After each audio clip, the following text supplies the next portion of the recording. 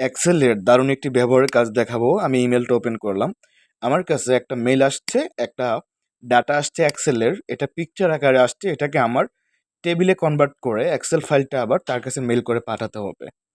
তো এটা কিন্তু পিকচার আমি দেখাচ্ছি আপনাদেরকে। এই যে ডাউনলোড করে রাখছি।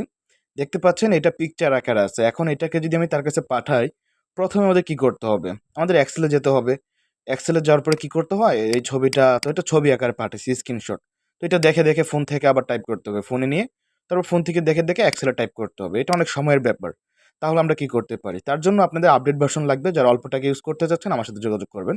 তো আমরা আপডেট ভার্সনের এক্সেল ওপেন করার পরে ডাটাতে চলে যাব। তারপর এখান থেকে ফ্রম পিকচার আমরা ক্লিক করে দেব।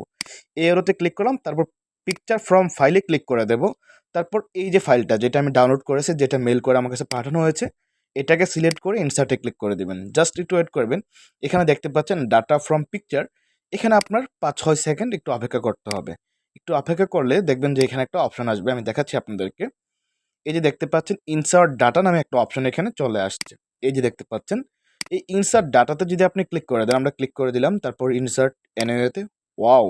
দেখতে পাচ্ছেন আমার পিকচারে যেগুলো ছিল সেগুলা এডিট মোডে চলে আসছে। আমি এডিট করতে পারবো, বোল্ড করতে পারবো, পরিবর্তন করতে পারবো। যেমন আমি এটাকে সিলেক্ট করে এখানে নিয়ে আসলাম।